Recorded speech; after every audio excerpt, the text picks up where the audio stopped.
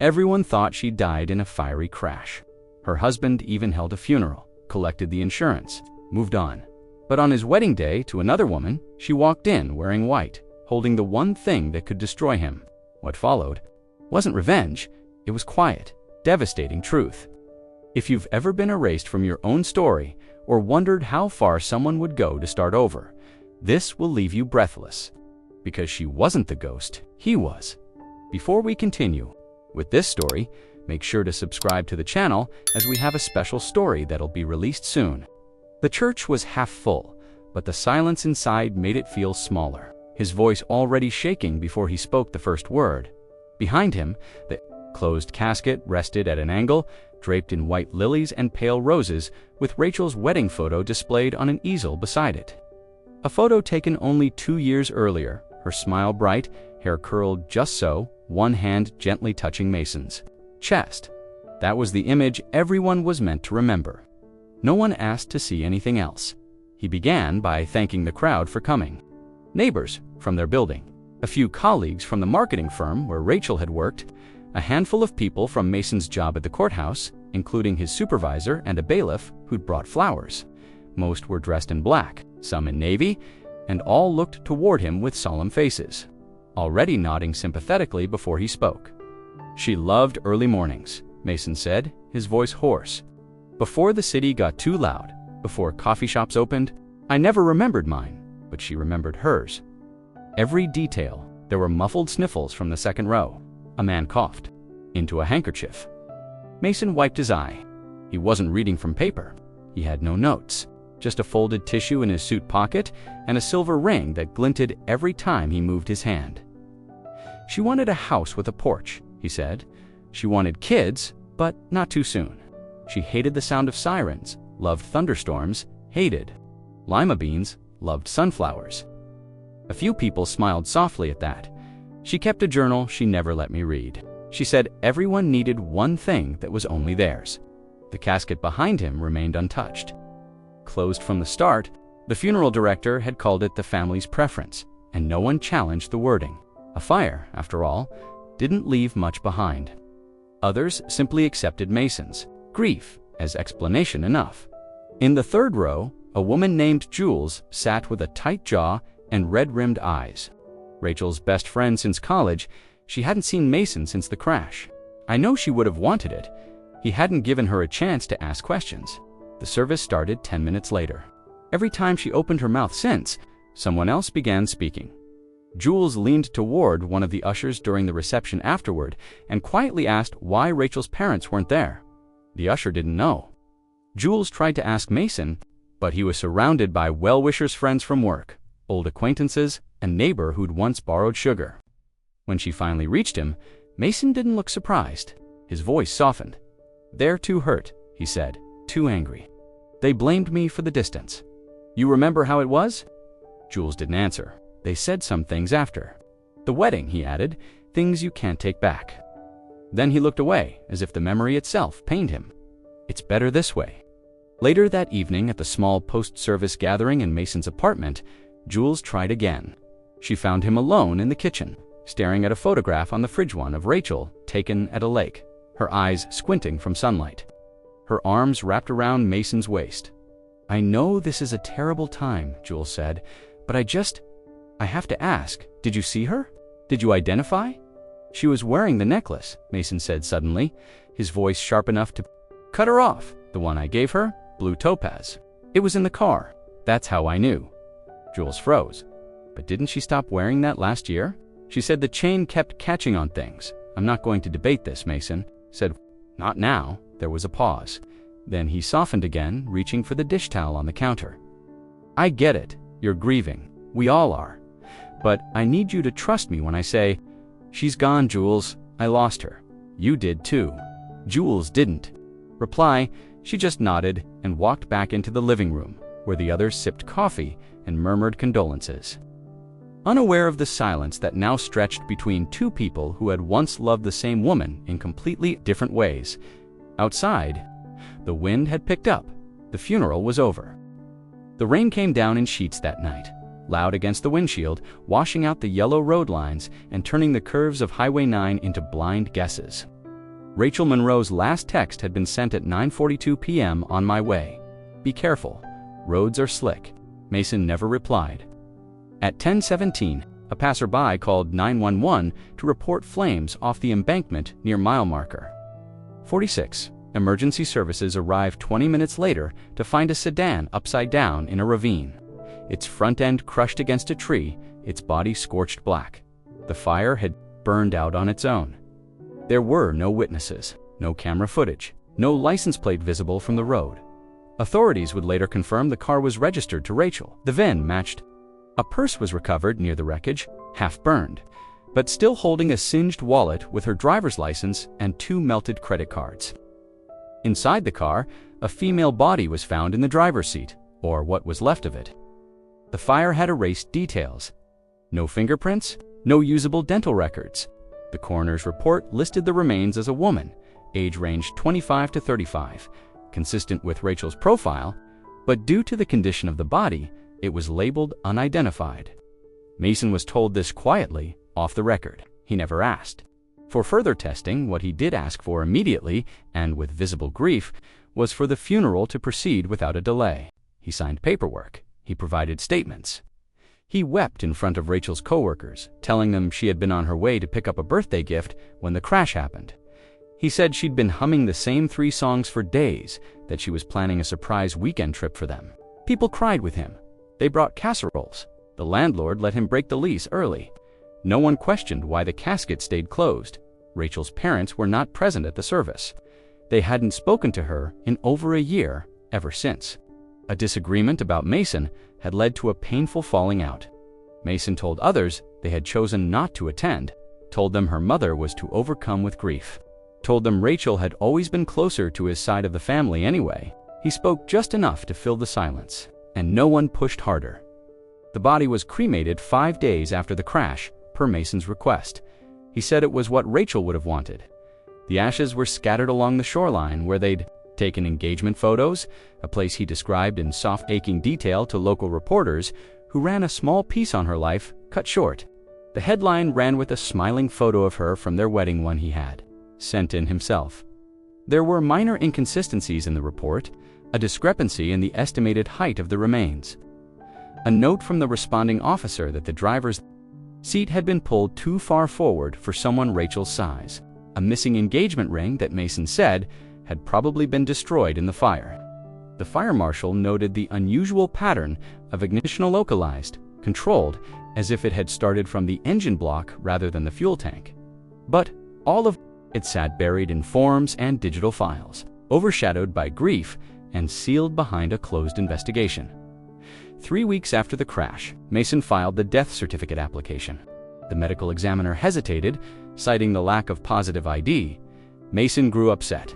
He insisted, pressed, quoted the trauma of waiting. The examiner eventually filed a presumptive death certificate based on circumstantial evidence and next of kin identification. The field for confirmed by read, visual, and contextual match, family consent. The name Rachel Monroe was officially marked as deceased on October 18th, but 200 miles away, in a rural urgent care clinic that didn't ask too many questions. A woman with burns along her arms and a concussion that left her memory patchy signed a form as Jane Doe. She refused to give next of kin, refused to say what road she'd been on. She asked for a quiet room, she paid in cash, and she kept asking, every time the door creaked open, "What day is it today?" She wasn't sure who she was, but something told her not to call the police. Not yet. 3 weeks after the funeral, while most of Rachel's friends were still sending sympathy cards and sorting through photos for her online memorial page, Mason Monroe sat at his kitchen table with a black pen, a notary stamp, and a manila folder labeled Policy 814-TC. He had already spoken with the claims agent at Howarth Life and Casualty. The call had taken less than 20 minutes. The agent had sounded cautious at first, sympathetic, but procedural. Mason knew the tone well. He had rehearsed for it. He explained that Rachel's body had been identified based on her license, her purse, and the wedding band she'd worn on her left hand. He used the phrase, tragic accident, twice. He said she'd always hated driving in the rain. The agent expressed condolences and asked for the standard documentation, a death certificate, marriage certificate, and the coroner's incident report. Mason had all three ready before she finished listing them. What he didn't mention on that call was how fast the paperwork had come through. The death certificate had been issued with unusual speed based on presumptive identification. There was no autopsy, no secondary examination, no contested claim. Mason's status as next of kin had never been questioned. He had insisted on fast cremation, cited trauma, cited tradition. The funeral home had processed it all in 3 business days. The policy in question had been issued 2 years earlier, shortly after Mason and Rachel got married. It had been part of a larger life plan he'd pitched to her during their 2nd year of marriage, when they were still trying to rebuild from the fights, the lost job, the months where they barely spoke, a $750,000 policy. Affordable monthly payments, just in case. He'd told her so we're safe. She'd signed it over dinner one night, barely reading it. Rachel had once joked that she didn't believe in life insurance, like planning your own tragedy. She said, but Mason convinced her. He always knew what to say when he needed to. The claim was processed and approved in under 2 weeks. There were no red flags, no flagged inconsistencies. Halworth issued the payout by electronic deposit. Mason had opened a new checking account a week prior under a different bank registered in his name only. He moved the funds as soon as they arrived. The timing was clean, impeccable even, while neighbors were still bringing him sympathy casseroles and old photos. Of Rachel, Mason was already on the phone with a real estate agent in Seattle. He toured condos, asked about units with low HOA fees, paid in cash for a 1-bedroom near the waterfront within 9 days of the payout. He never updated Rachel's name on the mailbox. The joint bank account he and Rachel had shared barely, used in recent months, was quietly closed. The small savings they'd kept together, just over $4,000, was rolled into his personal account without ceremony. Rachel's name vanished from utility bills, lease documents, and insurance forms. Her email account was deactivated by request. Her phone was canceled. Her last known login to any shared system was dated the night before the crash, when a mutual friend texted Mason 2 months later to ask about handling. Rachel's digital belongings, her art portfolio, her cloud storage, he responded that she had asked for privacy, that her work was personal, that some things should rest where they are, but a few files did not rest. They were saved elsewhere, backed up before the account was deleted. And one of them, export of Rachel's phone logs, showed a brief, unanswered call to Mason at 9:46 p.m. the night she went missing. Just minutes after her last confirmed text, it was never returned. Back at Halworth, a junior analyst briefly flagged the case for internal audit. The payout had moved faster than most, but the death certificate was valid. The documentation was clean. The analyst closed the file within the hour. Mason had covered every step, every paper, every form, and no one, not even the company paying out the money, had reason to believe Rachel Monroe was anything but gone. But she wasn't. The house on Spring Fern Road was a modest split level with white siding and a blue door that Rachel had painted herself during one long spring afternoon. It wasn't grand or especially modern, but it had been theirs. 2 bedrooms, a back deck, a narrow driveway that forced careful parking. Rachel used to joke that their cars were more intimate than they were. In the backyard, she'd once planted lavender along the fence, and Mason had put in solar lights that only half worked. It wasn't perfect, but it had been filled with years of habits, arguments, reconciliations, and routines that built something like permanence. The for sale sign went up the same week as the funeral. By the time Rachel's colleagues returned to work, shocked and grieving, the listing had already been removed. 6 days. No open house, no bidding war. Just a quiet transaction, recorded at the county clerk's office, signed, notarized, and closed. The buyer was listed as an LLC based out of Portland, known for flipping properties quickly. Mason told anyone who asked that he couldn't stand to live there without her, that it held too many memories. But some people noticed the movers had come before the obituary had even run in the paper. A neighbor across the street, Mrs. Alderson, mentioned that a moving truck pulled into the driveway the morning after the memorial. She watched from her window as 3 Manon, of whom she recognized, carried boxers out of the garage and rolled up area rugs into the back of the truck. They didn't pause, didn't ask questions. Mason stood in the driveway, clipboard in hand, not saying much. When she walked over to offer her condolences, he met her with a soft, practiced smile. She would have hated this part, he said, packing everything, sorting through it all. Mrs. Alderson looked toward the garage. "Are you saying I have two?" he said. "I can't stay here, not without her." She offered a weak smile and left him to it, but something didn't sit right. She remembered seeing the same men 2 days earlier, late at night. No truck then, just boxers being moved to the back patio. The porch light had been offed by the weekend. The house was empty, the curtains gone, the walls bare.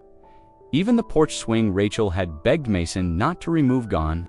The mailbox still had her name taped on the inside, but her mail had stopped, arriving by the following Monday. The utilities had been shut off, and new locks were installed. Still reeling from the closed casket funeral and the brief, uncomfortable conversation at the reception, tried to visit the house one last time. She parked a block away, walked up with a bouquet of lilies, and knocked on the front door. No answer. Through the window, she could see the vacant living room, no couch, no photos, not even the small side table where Rachel kept her favorite scented candles. The air looked hollow. She left the flowers on the porch and returned the next morning. To find them gone, the trash bins had already been emptied. The sale of the house had been prearranged. That much was clear to anyone looking closely. Mason had contacted a real estate investor 3 days before the funeral service, citing urgent relocation and personal tragedy. The buyer, familiar with these kinds of expedited sales, offered cash and a fast close. Mason accepted without counter. The paperwork moved through the channels in record time. When a coworker at the courthouse asked Mason where he was moving next, he smiled faintly and said, "Somewhere quieter, somewhere new." No one asked him why the house's contents had been stripped so quickly. No one questioned why Rachel's paintings, once hung proudly in their hallway, didn't appear in any of the donation centers Jules called. No one pressed when Mason said he donated most of it, but couldn't remember. Where a home doesn't vanish, but it can be erased quietly, completely. And that was what happened on Springfern Road. The clinic sat at the edge of a dirt road, half a mile past where the pavement ended and the pine trees thickened.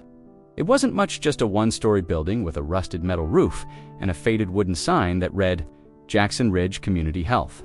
Locals called it Doc Brennan's, though Dr. Brennan had retired years ago. It was the kind of place that didn't ask questions if you showed up bleeding at midnight. People from the logging camps came there, so did drifters, travelers, and those who needed help without paperwork. She arrived at dusk, walking with a limp and wearing a coat that didn't fit hood up, sleeves too long.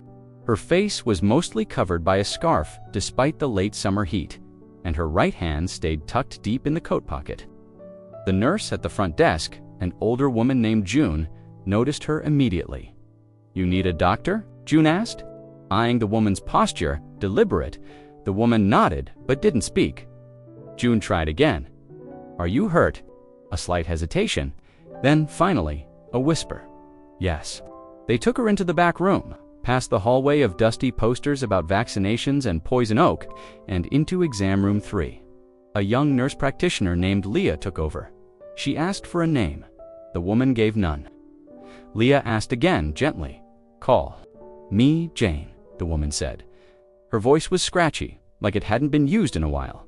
She removed the scarf when prompted, and Leah saw the burn marks faint but unmistakably along the right side of her jaw, curving down her neck. Older burns, mostly healed, though improperly. Her forearm had scarring too, the kind consistent with proximity to open flame. Leah didn't ask how it happened. Not yet. She cleaned the scrapes along the woman's palms and checked the bruising on her ribs. Nothing broken. Mild concussion symptoms, dehydration, no signs of drugs or alcohol in her system. But she was thin, malnourished. Her skin had the pale, stretched look of someone who hadn't been outside much.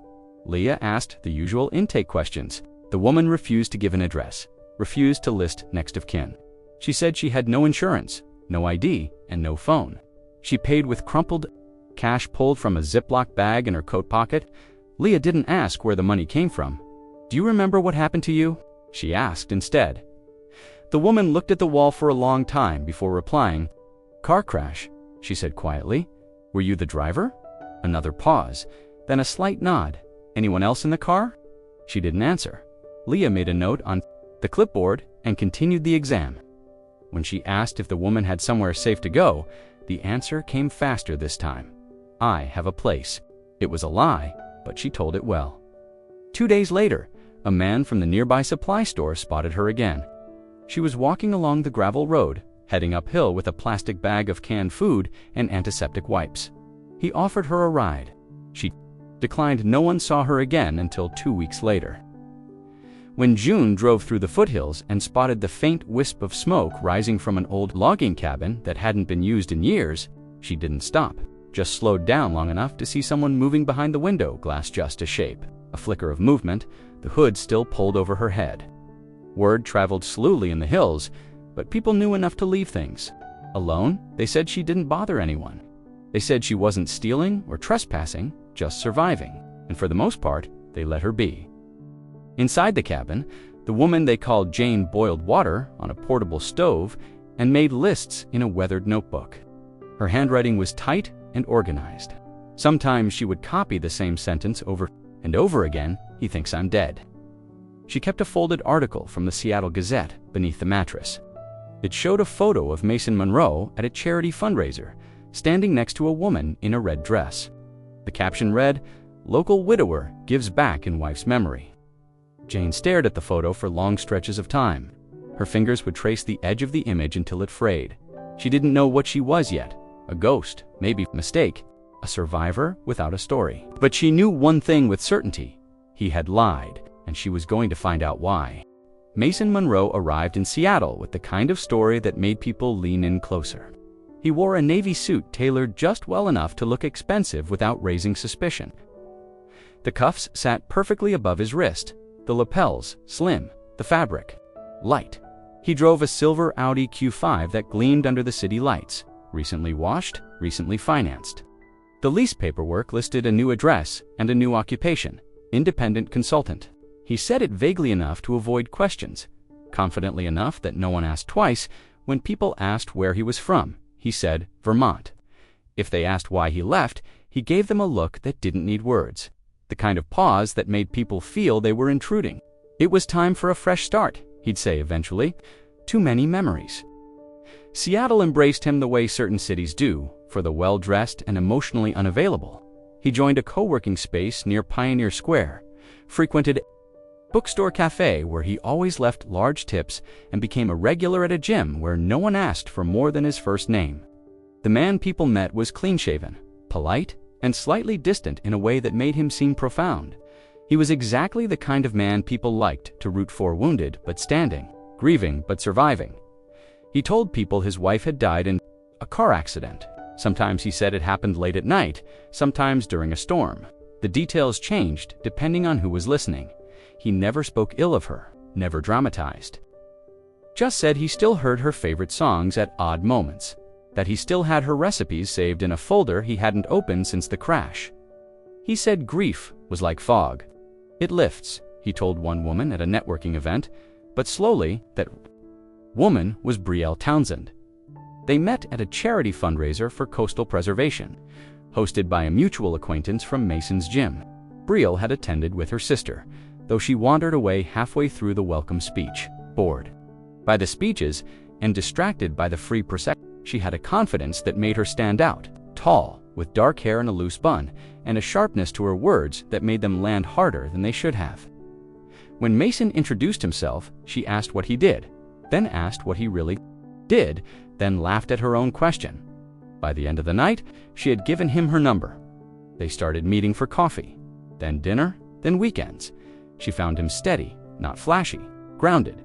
There was a quiet intelligence in the way he listened. She told friends he wasn't like the men she usually dated. No ego, no chaos. A man who knew what he wanted but didn't have to announce it.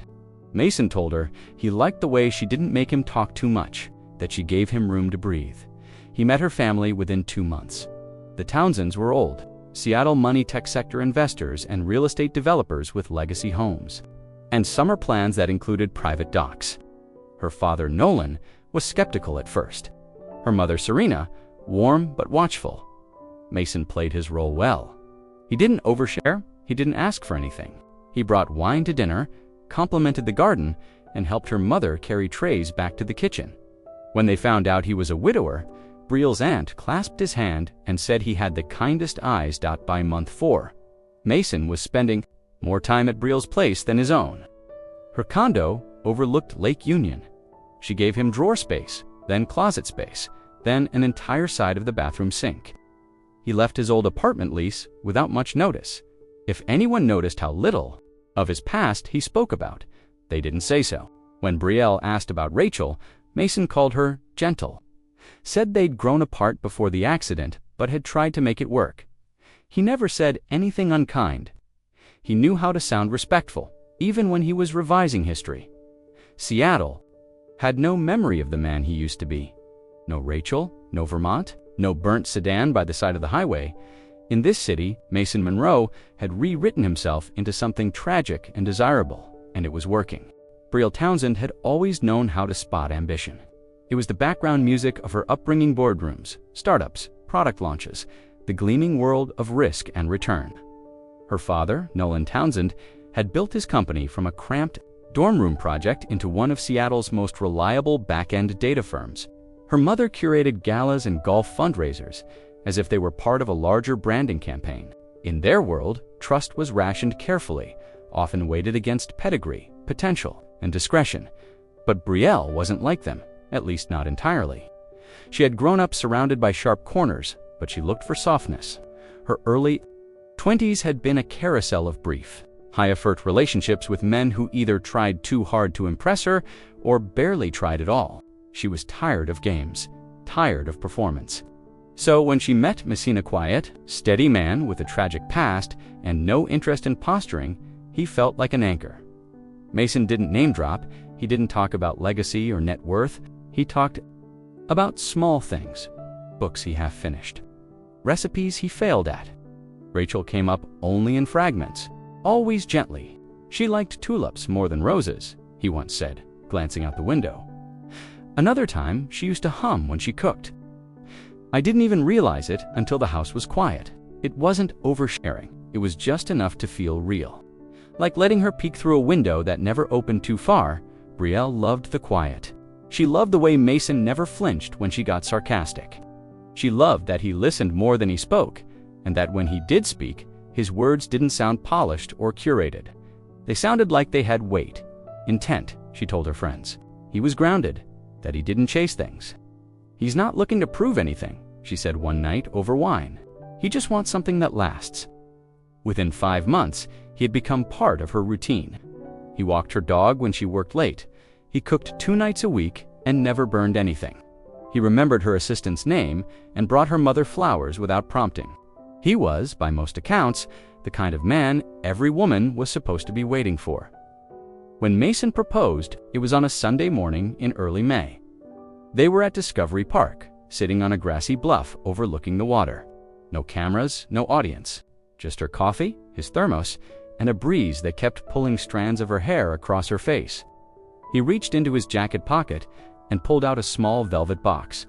The ring inside was understated, but elegant on oval sapphire with 2 small diamonds flanking the sides. It was my mother's, he said. She wanted me to give it to someone who'd keep it warm. Brielle didn't even pause. She said yes before he finished the sentence. They kissed, and the ring slipped onto her finger as if it had always belonged there. Later, she would show it to her mother, who called it classic. Her sister photographed it against a white napkin at dinner. No one asked for an appraisal. Mason didn't say was that the ring had been purchased 5 days earlier from a pawn shop just south of Tacoma. He'd paid in cash. The woman behind the counter didn't ask for a name. The box had no initials. The receipt was already shredded, as wedding plans unfolded, dates penciled in. Venues toured, menus debated. Mason remained attentive and supportive. He deferred to Brielle on flower arrangements and color schemes. He told her he just wanted to see her happy. And he meant it in the way people mean something when they've trained themselves to dot to Brielle. It all felt natural, uncomplicated. She told herself that maybe life didn't need to be dramatic to be significant. That maybe this time, she had finally found something honest. But the ring wasn't his mother's, and the man she was about to marry had rewritten more than just his story. He had buried someone else's. The envelopes were thick, cream-colored cardstock, embossed with silver filigree and sealed with wax initials B&M, entwined in delicate loops. Brielle had chosen the design herself after narrowing it down from a list of 6 her planner provided. Mason had smiled at all of them, said they were beautiful, but agreed this one felt just right. The invitations went out the first week of June. August 15th was circled in bright ink on the calendar, stuck to the fridge with a magnet shaped like a hummingbird. The wedding was set to take place on the Oregon coast near Cannon Beach at a private venue with wide manicured lawns and an unobstructed view of the sea. A beachside ceremony followed by a garden reception, a catered dinner, string lights draped across wooden beams. Brielle's family paid the deposits without blinking. Her mother, Serena, coordinated floral consultations and menu tastings with a kind of graceful insistence that suggested this wasn't her first time pulling strings. Her father, Nolan, signed the checks quietly, preferring to focus on the speech he'd eventually give. Everyone expected a flawless event. Everyone assumed the groom had people of his own to invite, but the list came back shorter than expected when Brielle's planner asked Mason about his side. How many guests? How many chairs? How many invitations? He responded with a calm shrug. Just a few, he said. Most of my family is gone now. Gone. The word landed softly, like mist. The planner tilted her head politely. And friends, life's taken me in different directions, Mason said. Rachel and I, we kept to ourselves after moving out of Vermont. I lost touch with a lot of people. No one pressed. No one wanted to make the widower relive old pain. The official guest list from Mason's side totaled 6, 2 from his new gym, 1 from the co-working space, 3 from a nonprofit he occasionally volunteered with. Acquaintances, friendly faces, no lifelong friends. No family photographs requested for the slideshow. Brielle's cousin was putting together when Brielle mentioned this to her sister offhandedly. Over coffee she framed it as endearing. He's not a networker, she said. He's real. It's not about showing off who he knows. Her sister nodded, but hesitated. Still, no parents. Cousins. Brielle shook her head. They're gone. Cancer, car accidents. It's all very sad. He doesn't like talking about it. She repeated that explanation to others as needed, at fittings, at brunches, at cake tastings. People nodded sympathetically, then moved on to topics like dress, silhouettes, and seating charts. The Townsend family presence would fill the ceremony space easily. No one would notice a few empty chairs. The registry was modest. Mason insisted they keep it practical. No fine china, no engraved silver, just a few household things, a honeymoon fund, and a donation link to a road safety nonprofit, Brielle's idea, in honor of Rachel. She would have liked that, Mason said quietly when it was added. He said the right things, at the right time. Always, as the RSVP cards rolled in, Mason reviewed each one with a quiet sort of detachment. He complimented the handwriting, noted the guests' dietary restrictions. He never asked who Brielle had invited, never seemed concerned about the growing list of Townsend cousins and colleagues who would attend. In all, the wedding was shaping up to host just over 100 people. 90 of them would be strangers to him. But he moved through the planning process without hesitation. Picked a suit, had his measurements taken, smiled during engagement photos, held Brielle's hand when they visited the venue, nodded politely. During meetings about chair covers and lighting options, the only thing he refused to do was write vows ahead of time. She deserves that much. No one from his past would be there to listen. No one to whisper reminders, raise a brow, or question the silence he had wrapped around the years before Brielle. He had built a life with blank walls, filled it with borrowed light, and walked through it like a man reborn. And on August 15th, he would stand at the edge of the sea, under the wide Pacific sky, with every secret sealed behind his smile. The journals were mixed in with a bin of spiral notebooks and old planners, the kind of forgotten paperbacks that ended up in the donation pile when someone moved in a hurry or cleared out a storage unit without looking closely. The thrift store sat at the edge of a quiet town near the Washington-Oregon border, tucked between a diner that hadn't changed its menu in 40 years and a gas station with one flickering sign. The owner of the small used bookstore next door, Harold Dean, wandered in every other Thursday to see what was new, if anything. Harold wasn't looking for much that day. Mostly he needed filler books for the journal shelf in the corner.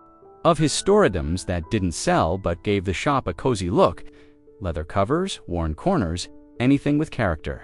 That's when he found the stack .6 journals. Cloth-bound, unmarked, they had the quiet weight of real writing. Not empty pages meant for lists. He opened the first one and saw neat, slanted handwriting filling every line. The second was dates, just entries written in a thoughtful, looping style that made Harold pause.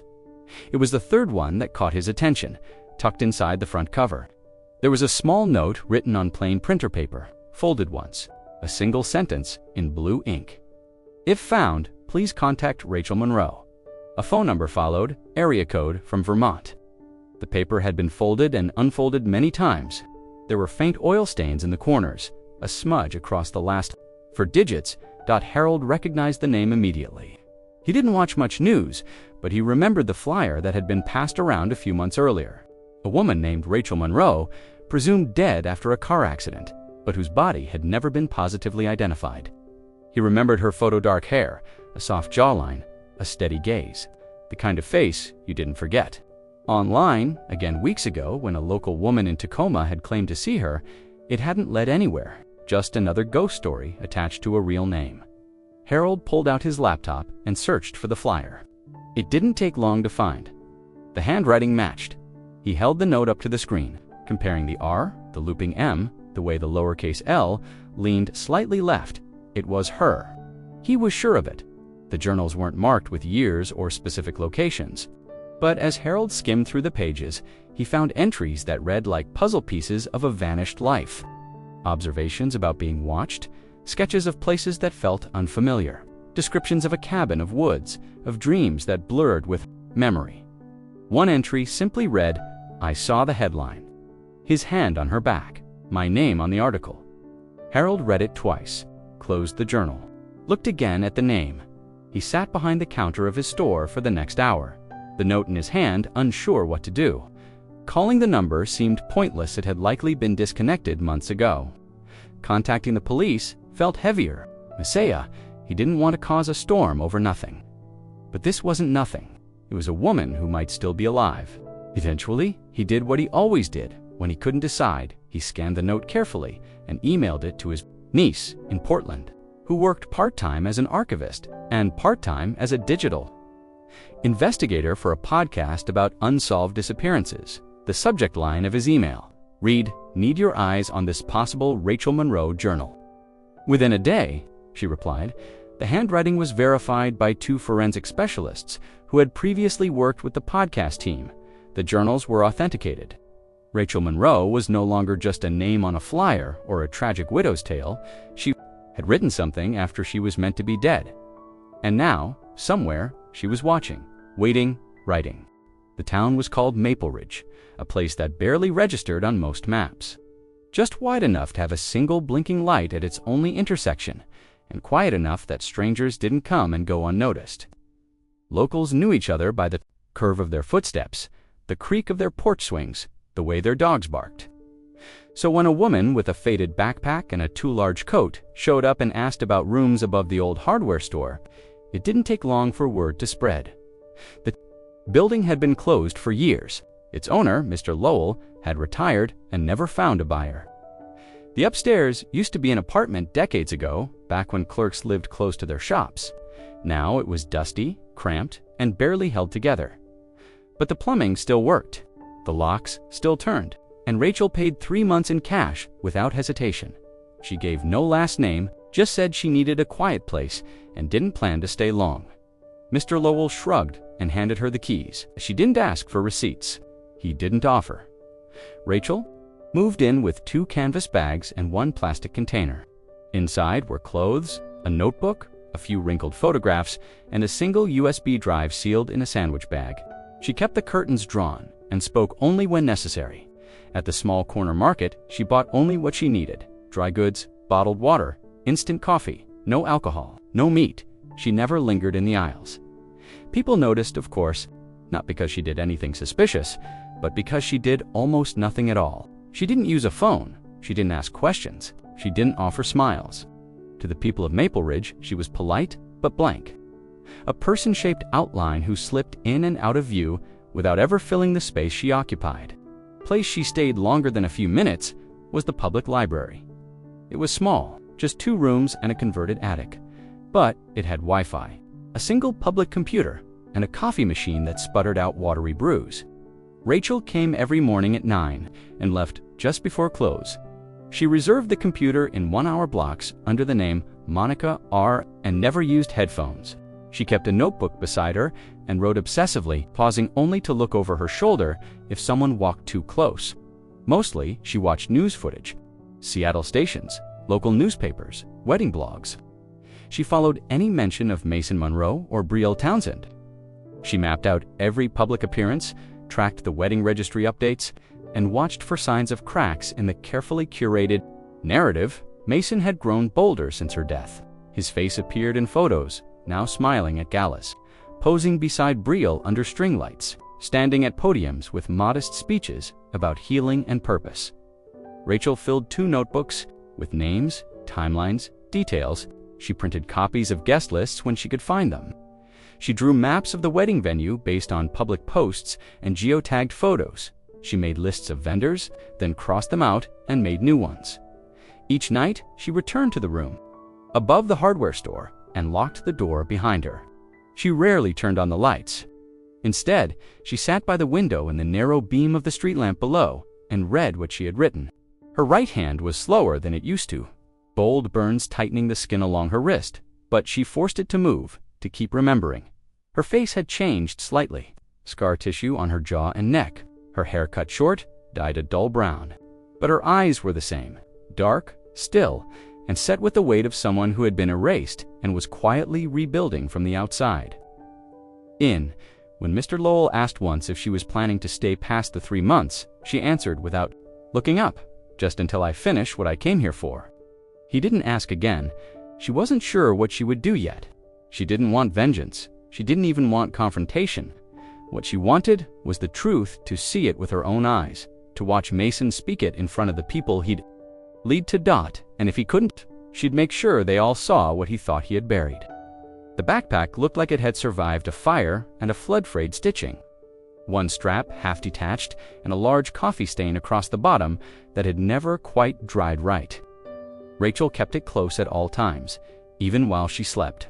It sat beside her at the library, followed her to the grocery store, and rested by her feet at night, zipped and looped shut with a safety pin through the main pocket. No one ever saw her open it in public. But when the town fell quiet and the windows grew dark, she would sit cross-legged on the uneven floor of her rented room and empty it out with meticulous care. Inside were a few aspirin, a cracked phone with no SIM card, but the most important item was wrapped in 2 layers of cloth and tucked into an old sock for protection. The USB drive was small, silver, and unmarked. Rachel had bought it over a year ago, back when she still had access to her own laptop and the passwords that came with it. What she had saved to it wasn't random. Every file, every screenshot, every photo was part of something she couldn't fully explain but had never stopped building. Plugged it into the library's computer only when she was certain no one was watching. No automatic backups, no cloud syncs. She disabled all uploads, cleared browser histories obsessively, and moved with the calm rhythm of someone who had trained herself to disappear. The files opened quickly. She always knew where everything was. The drive contained a digital archive of her former life things that Mason had either erased or assumed no one would bother keeping. There were scanned copies of their joint lease in Vermont, the original insurance policy bearing both their signatures, emails from his firm in the months before he lost his job, and screenshots of bank transfers Rachel had quietly captured before. The accounts were closed. She had kept every digital receipt she could find. Flights, car rentals, invoices for therapy sessions Mason had once agreed to attend but never showed up for. But most important were the photos. There were hundreds, stored in dated folders. Some of them were old snapshots of their honeymoon, blurry dinner photos, holiday cards that never got mailed. Others were newer, screenshots of Mason's social media accounts, pictures of him with Brielle, tagged photos from local events. Even a blurry image of him standing outside a florist holding a bouquet Rachel recognized from their last anniversary. He had told people it was for his late wife. But Rachel knew that bouquet had always been her favorite because of the way the lilies smelled in summer. There were texts too downloaded from her phone before it was destroyed. Conversations between her and Mason that made less sense in isolation, but gained weight in hindsight. Lines like, "Just make sure you're home before dark and don't bring up the Vermont trip to anyone," repeated in various forms. She had screenshots of arguments. The thread from the night before the crash was incomplete, but the tone was unmistakable. Mason had been short, distant. She had asked if they were still going away that weekend. He never replied. There were voice memos as well, not from Mason, but from Rachel herself. Late-night recordings where she whispered her thoughts aloud, afraid she'd forget them by morning. "Something's not right," she said in one file. "He's been too calm lately, like something's already over and he's just waiting for the rest of us to catch up." One file was labeled "in case." It contained a scanned copy of her driver's license, a photo of her birth certificate, and a typed document listing her passwords. Safe questions, emergency contacts though. Many of them were now outdated or unreachable. Still, she had them, just in case. At the very bottom of the drive was a locked folder, encrypted, titled "Black Box." Even Rachel didn't open that one often. It held files she had pulled from Mason's old email when he forgot to log out on their shared laptop. Documents from his insurance correspondence, a partial draft of a message he never sent, titled "Statement for Claim." It included the words "unrecoverable," "fully consumed," and "death verified by circumstantial evidence." Each night, she studied the files again, as if new meaning might rise from the repetition. As if by reviewing it one more time, the path forward would become clear. She wasn't building a case, not exactly. She wasn't even sure if she wanted revenge.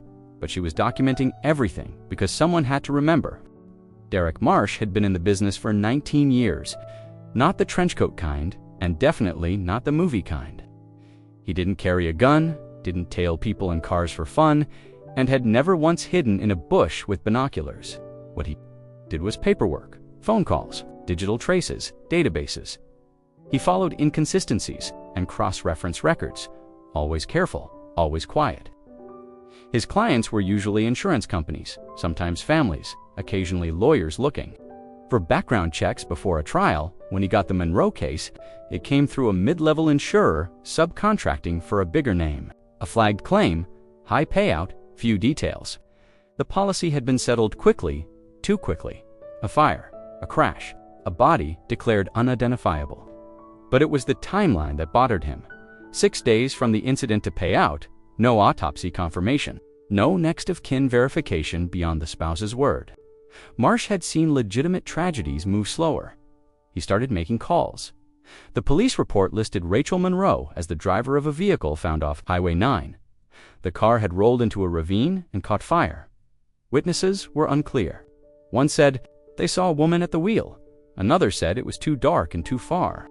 The coroner's report listed the body as female, EST, IMAT, ED. Height within range, but dental records were never matched and DNA was never requested. Mason Monroe had signed a waiver, declining further testing. He claimed Rachel had recently undergone major dental work, which explained the lack of reliable matches. Marsh noted the absence of photos, no clear crime scene documentation, just a burned-out shell and a closed file. He called the towing company. The dispatcher remembered the wreck. "It was still warm when we pulled it," the man said. "No wallet, just a wedding ring in the console." He sounded uncertain. That thing was scorched, though you couldn't even tell what color it used to be. Next, Marsh visited the couple's former home in Vermont. The address had already changed hands, sold to a property developer. But neighbors remembered Rachel. One mentioned seeing movers come the day after the crash, before any funeral arrangements had been made public. Another said Mason had acted strange in the weeks prior. Kept parking on different streets, she recalled, didn't want anyone seeing him come and go. When Marsh sent his initial findings to the insurance subcontractor, the response was immediate and short. Cease pursuit. Case closed. Payment authorized by primary client. He was told not to follow up, but he didn't stop, not right away. He reached out to an old contact at the state DMV to pull Rachel's official identification records. He wanted to cross-check activity post inside into anything from traffic cameras, ID scans, medical records, The request went through but returned nothing. No activity under her name or number. It was like she had vanished. It wasn't until a week later, when he returned to his apartment after a weekend away, that he realized something had changed. The door wasn't broken. The windows weren't shattered, but things had been moved. The desk drawers were slightly ajar. His backup hard drive was missing, not the primary one with obvious data, but the secondary hidden in the back of a file cabinet beneath tax folders. His coffee mug was in the wrong place. His inbox was open, and his bedroom closet smelled faintly of tobacco, though he hadn't smoked in 10 years. Nothing else was taken. No credit cards used, no cash missing, just information. Quietly lifted, deliberately chosen. He filed no police report. He didn't want to raise flags. He simply sat at his desk, made copies of what he still had, and burned everything that couldn't be protected. From that point on, Derek Marsh stopped talking about Rachel Monroe.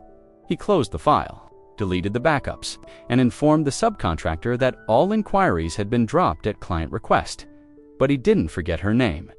And every so often, when he saw a woman walking too fast across the street, or noticed a story about a wedding in Seattle that mentioned a grieving fiancé, he paused, not because he believed in ghosts, but because he had almost helped bury someone alive. The signal flickered with every gust of wind through the window unit, and the loading circle on the browser spun slowly like it had all the time in the world.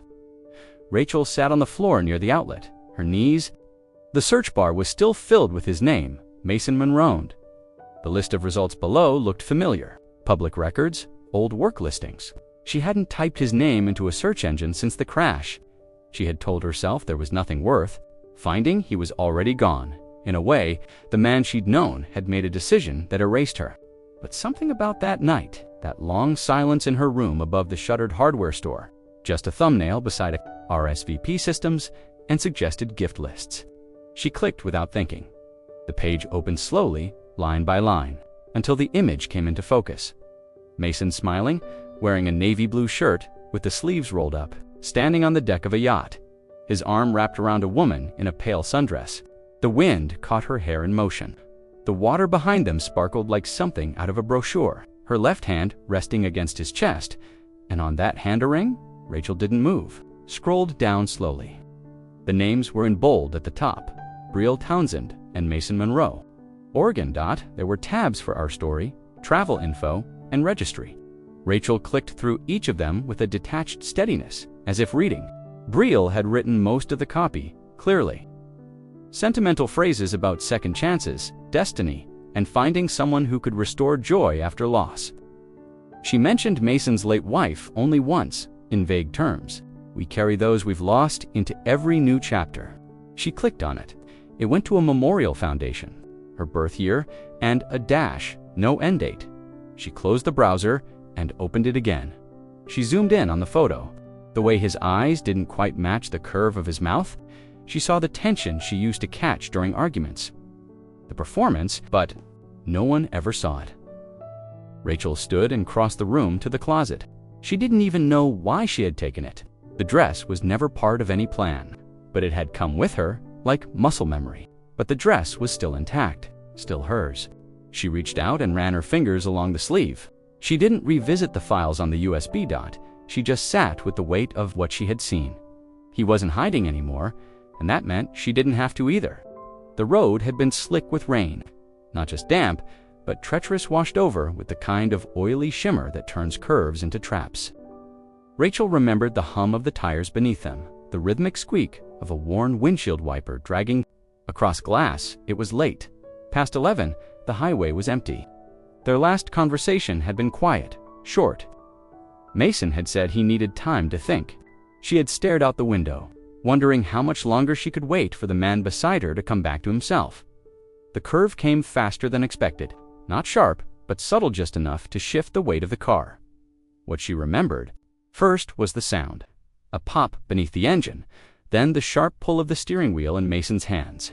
She had reached for the dash out of instinct. The seatbelt locked. The car veered left, then right, then off. The impact was dull, a thud, not a scream. The vehicle rolled once, then twice, before landing sideways in a ditch, half hidden by tall grass and soaked mud. The front end crumpled inward. Her door jammed shut, and then there was silence. Rachel had opened her eyes to darkness and smoke. She hadn't lost consciousness, she was certain of that. Her arm throbbed. Her right knee was trapped under the dashboard. She smelled coolant, rubber, something sharp and metallic. She blinked and looked across the console. Mason wasn't there. The passenger door was open. The seatbelt hung loose. He had unbuckled. He had walked away. She called his name once. Then again, no answer. She remembered the fear settling in slowly, not like panic, but like gravity. She pressed against the door, twisted her leg free, crawled toward the center of the car, and reached over to the glove box. It wouldn't open. Her phone had been in the Q folder, gone. The keys were still in the ignition, the engine dead. Outside, everything was still, no headlights in the distance. Just the soft patter of rain on metal and the hiss of steam. She climbed out the way he had, dragging herself through the shattered glass and wet gravel. Her hands bled, but she didn't feel it. She stood, turned in a slow circle. He was gone. No footsteps, no voice calling back, no attempt to help her. She waited by the side of the road for what felt like hours. Every pair of headlights that appeared in the far distance passed her by. Eventually, she walked limping, soaked, barefoot. A mile down the road, a pickup truck stopped. The driver called an ambulance. She told him her name was Emily, said she had been hiking, said she had fallen. No one questioned it, not when her face was scratched, her voice was steady, and she refused transport. She let them bandage her leg, gave them a false address, and walked away again. It wasn't until 2 days later, hiding in the back of a Pabaitha-week motel, that she saw the news report. Single car accident on Highway 9. 1 confirmed fatality.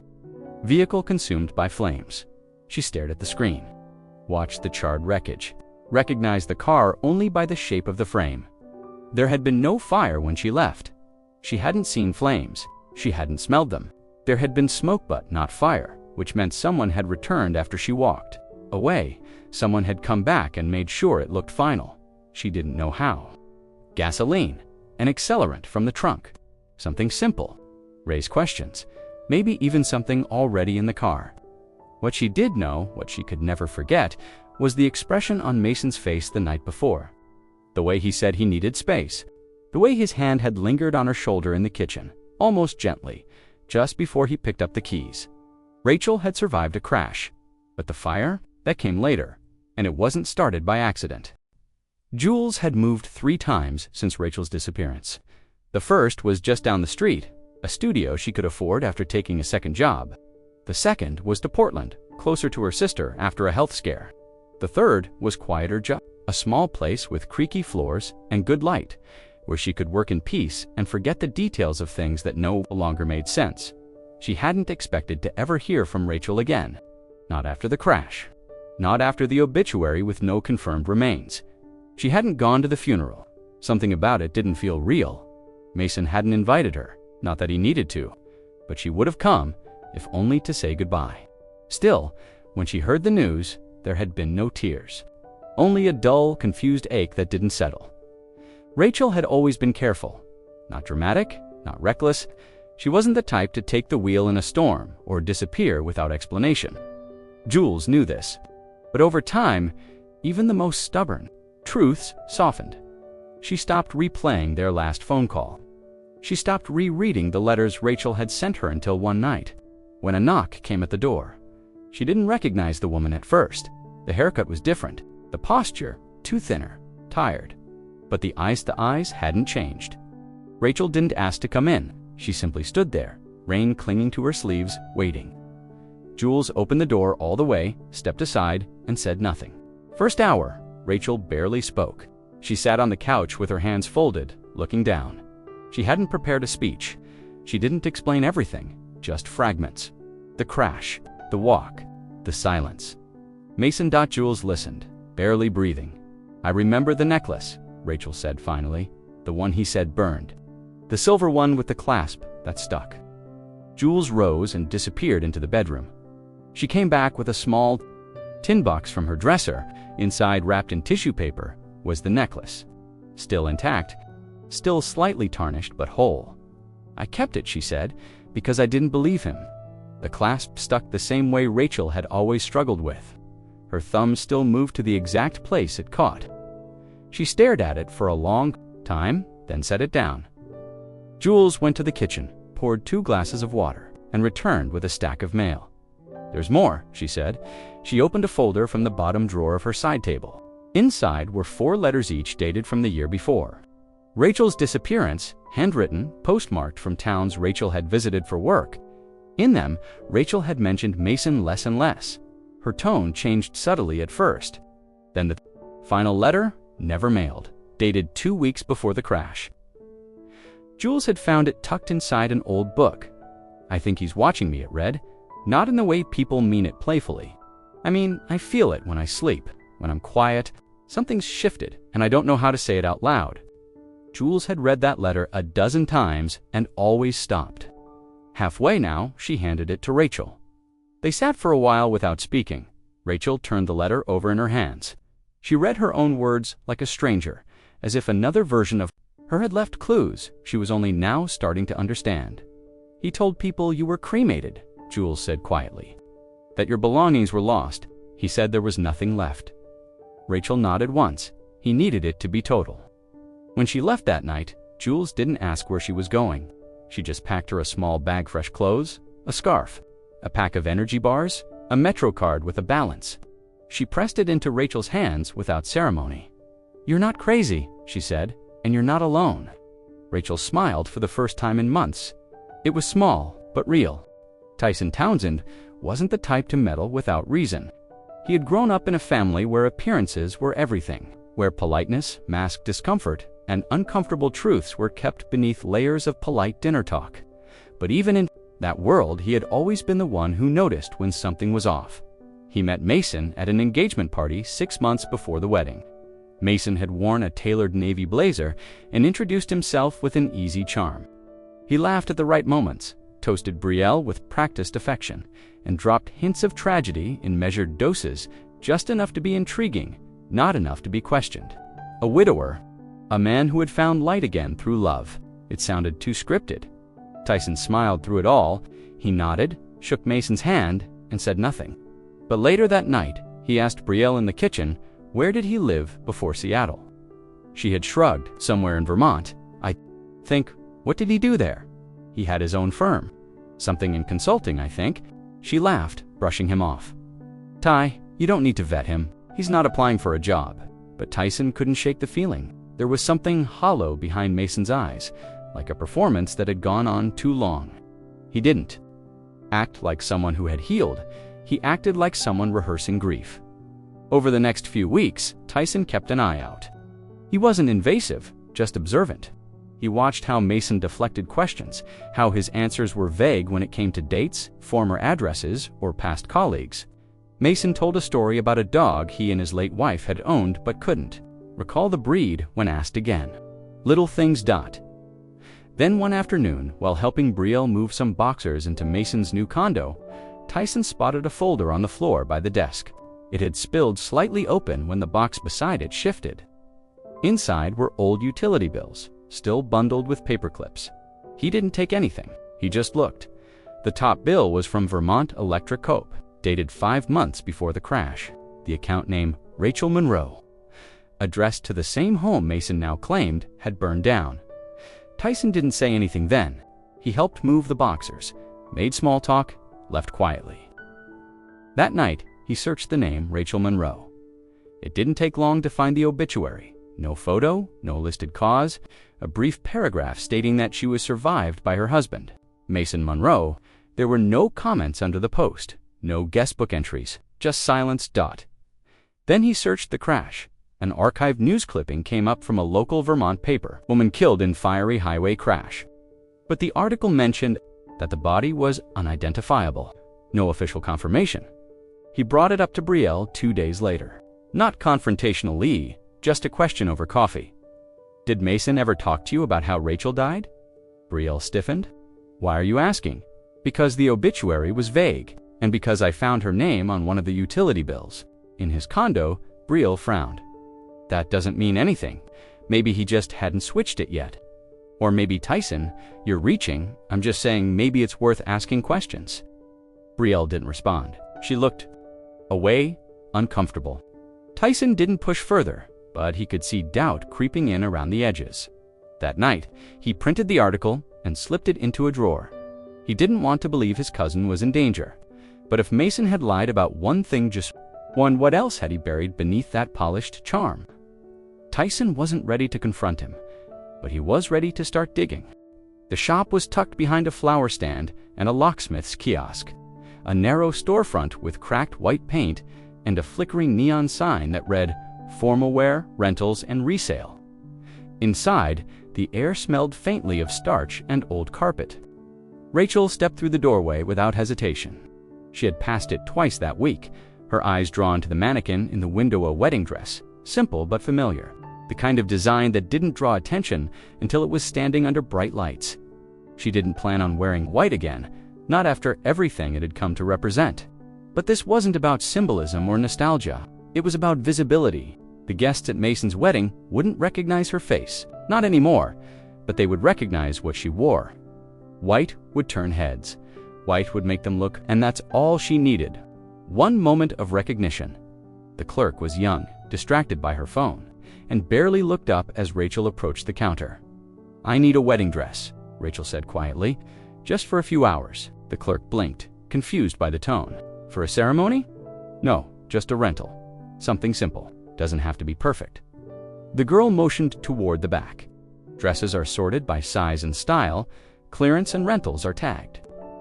Rachel wandered through the rows alone. Satin, lace, chiffon. Dozens of dresses with tiny plastic tags hanging from their sleeves, each carrying the story of a stranger's day. She didn't want anything grand. She didn't want beads or sequins or 20 feet of train. She wanted something clean, minimal, and silent. She paused at a rack near the back. A fitted dress with capped sleeves, no embellishments, ivory silk, that had dulled slightly over time. It wasn't flawless, but it fit. She stepped into the changing room and zipped it up, watching herself in the mirror. Her hair was shorter now, her frame thinner. The faint scars on her arms had faded to pale shadows. But the woman in the mirror didn't flinch anymore. She stood straight, shoulders back, hands steady. This wasn't about Mason. It wasn't about reclaiming anything that had been taken. It was about ending the lie. When she stepped back out, the clerk looked up, mildly surprised. "You actually look really good in that," she said. "Event today." Rachel paused, then she smiled. "You could say that." She paid in cash. No measurements taken, no questions asked. She folded the dress gently into the provided garment bag and walked out into the fading afternoon light. The bus ride back to her rented room took 40 minutes. She sat near the back, the bag resting on her lap. A child across the aisle stared at her. Rachel smiled softly, then looked away. Later that evening, she laid the dress across the bed. She placed her notebook beside it, the USB drive, the newspaper clipping, a printed copy of the wedding website. She had no plan for what would happen. When she arrived, she didn't need one. Truth doesn't always come wrapped in confrontation. Sometimes it walks quietly into a lie and waits. She folded the dress again and placed it into her suitcase. Tomorrow was August 15th. Idea: the sun came up clean and bright over Cannon Beach. A salt breeze moved through the linen-draped chairs as vendors unloaded crates of flowers and trays of chilled wine. The ceremony was scheduled for 2 in the afternoon, but by 9, the venue was already humming with quiet urgency. White folding chairs were arranged in perfect arcs, each one facing a trellis decorated with blush roses and baby's breath. The sand was raked smooth. The ocean behind it gleamed. Mason stood on the second-floor balcony of the rental house overlooking the venue, sipping from a mug he didn't finish. He had barely slept. Too many small details, too many eyes on him. But he smiled when the photographer caught him in profile and raised his hand in a wave. A man of new beginnings. A man who had found love again. He had practiced that, looked distant, peaceful, softened by loss. In the backyard below, Bria laughed as her cousin helped her into a pale yellow robe. Her hair was in soft curlers, and her voice carried lightly over the fence as she joked. About the wind ruining her veil, everyone adored her. She moved like someone who had never been lied to. Mason turned away from the window and checked his phone. No missed calls, no strange texts, A few notifications from guests arriving: Tyson, Brielle's aunt from Napa, a business partner from Portland. Everything on time, everything controlled. He didn't notice the message at the bottom of the RSVP list. A single yes submitted without a name, timestamped 2 weeks earlier. No meal preference, no +1. He had shrugged it off when he saw it. Probably a friend of Brielle's who missed the form details. There was no time to follow up. At the edge of the property, just behind the second fence line where the vendors parked their trucks, a woman stood still beside a cypress tree. She wore white, not bright white, but aged ivory, the kind that disappears into sunlight but catches sharply in shadow. Her hair was pinned loosely. Her face was unreadable. She didn't move, not even when a server passed by, not even when the wedding planner paced by on her phone. She blended in the way grief often does, present but invisible. Inside, Mason ran through his mental checklist. Ring in the box, vows. Memorized Brielle's gift, already on her pillow, wrapped in tissue and ribbon. He took a deep breath and glanced at himself in the mirror. Everything in place. Downstairs, guests began arriving in pastel dresses and seersucker jackets. There was laughter, the clink of glasses, the shuffle of beach sandals against wooden planks. A string quartet tuned quietly in the corner of the lawn. Tyson arrived last, holding a thin envelope in his coat pocket. He hadn't told Brielle, not yet. But he had printed the article, circled the lines, and underlined the word unidentified. If he was wrong, he'd throw it away before the ceremony. If he wasn't, she'd need to see it at the back fence. The woman in white remained still. She wasn't early. She was exactly on time. And Mason, standing beneath a trellis of flowers, had no idea she was already there, watching, waiting, not to interrupt, not to ruin, but to end it where it started, with him and a lie dressed in white. The chairs creaked slightly as guests shifted into place. The wind had calmed just in time for the ceremony. The sun sat golden and slow above the horizon, casting long shadows over the aisle lined with scattered rose petals. A hush fell over the gathering as the officiant stepped forward, her voice soft but clear. "We are gathered today," she began, "to witness the joining of two hearts, Brielle Townsend and Mason Munro, in love, in trust, and in hope." Brielle's dress shimmered faintly in the light. She looked up at Mason as if nothing else existed. Her father stood just behind her, hands clasped, beaming. Mason kept his gaze on her, steady and reverent to anyone watching. The officiant looked down at her notes, then raised her eyes. "Before we begin the vows," she said, "Mason has asked to say a few words." Mason nodded. He released Brielle's hands gently, reached into his jacket, and pulled out a folded piece of paper. He cleared his throat. "When I met you," he began, "I was a man still learning how to carry sorrow. You didn't try to fix it. You simply stood beside it." There were quiet sighs from the front row. One of Brielle's aunts dabbed her eyes. A photographer in a wide hat crouched low to capture the moment, shutter clicking softly. Mason continued, "You've given me more than love. You've given me peace." I promised you. A chair creaked near the back. Then another. It wasn't loud, just enough to pull the focus slightly. Someone turned. One of the guests, an older woman seated near the aisles, suddenly stiffened, her hand rising to her mouth. She gasped. It was not loud, but sharp and clear in the still air. Heads turned. The officiant paused mid-sentence. Brielle looked over her shoulder, puzzled. And there, walking down the outer edge of the aisle, was a woman in white. Not a guest, not a vendor. The dress was not bridal, but it echoed one. The cut was clean, the sleeves soft, the hem brushing the tops of her shoes. Her face was calm, pale, determined. She carried no flowers. Her hands were empty, but she carried something else. Recognition. Gasps rippled forward like a wave. One man stood, his program falling from his lap.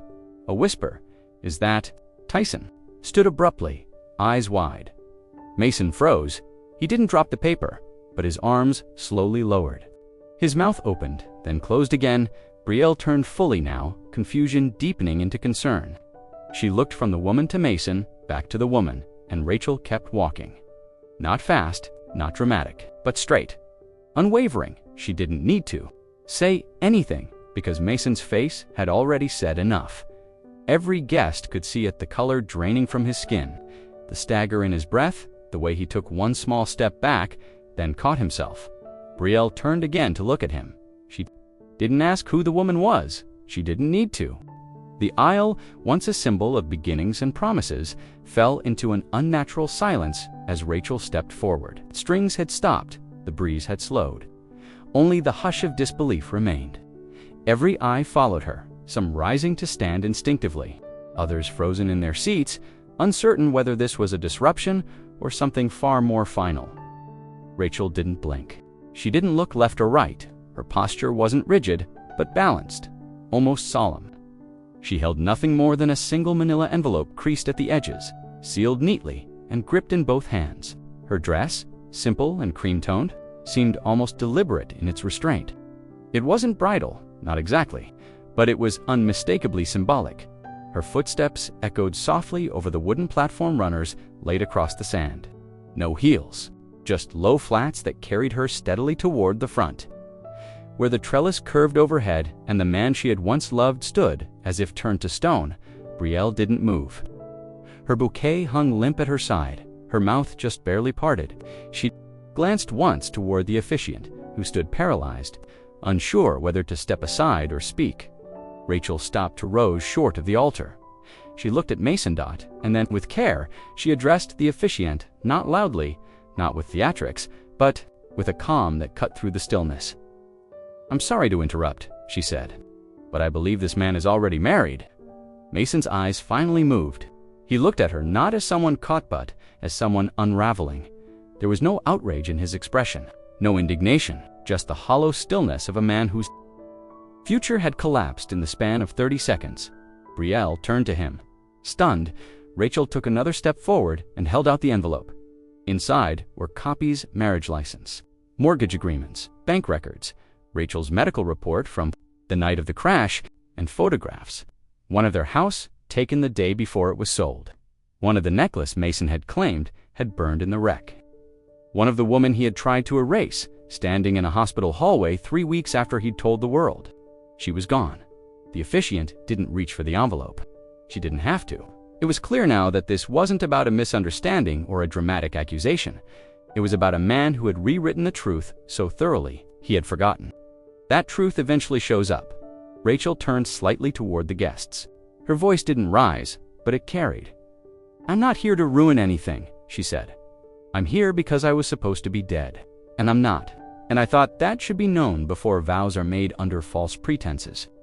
She stepped back, gently set the envelope down on the edge of a low table, holding the unity candles, and met Brielle's eyes. "I'm sorry," she said. "You didn't deserve this." Then she turned and walked back down the aisle exactly as she came, in silence, in calm, with nothing left to prove. She didn't look back. She didn't wait for questions. The truth had landed, and it would echo on its own. The first thing Rachel did after leaving the wedding wasn't to run. She didn't hide. She didn't cry. She didn't wait for the fallout. She walked 4 blocks to a small cafe, ordered an iced tea she barely touched, and opened the laptop she had carried in her shoulder bag for weeks. The Wi-Fi was slow, the tables uneven, but none of that mattered. She typed with precision. She knew exactly where to go. The Vermont State Records portal had always been cumbersome, but she had memorized the navigation. Under marriage records, she keyed in her name, Rachel Monroe, then Mason's. The license appeared. Status: active. Issued May 19th, 5 years earlier. No indication of divorce, no record of annulment, no court order, no spousal death certificate attached. It was still there, still binding. She clicked through to view the full entry. Her signature was clear. Mason's even more so. The same one. He had likely signed again on forms for Brielle legally. She had never signed her own death certificate. She never could have. It would have required next of kin Mason, in this case, and it would have required some form of physical evidence. But the body had never been identified. There had been no autopsy tied to her name, no cremation record, just the coroner's initial report, unidentified female, presumed deceased in vehicular incident. Rachel had once read that presumed dead didn't carry full legal weight. For estate matters, life insurance, yes, but for marriage, that required certainty.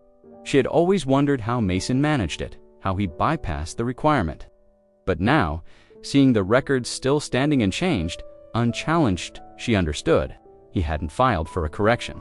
He hadn't tried to sever ties legally. He had just buried the problem in narrative. She opened her email and pulled up the PDF of her hospital intake records from the backwoods clinic in Oregon. Her name wasn't listed, only Jane Doe. But the date, the location, the treating physician, they all matched her movements. She had submitted a copy to the private investigator Derek Marsh 3 months ago. He had connected the timestamps, matched the highway camera footage.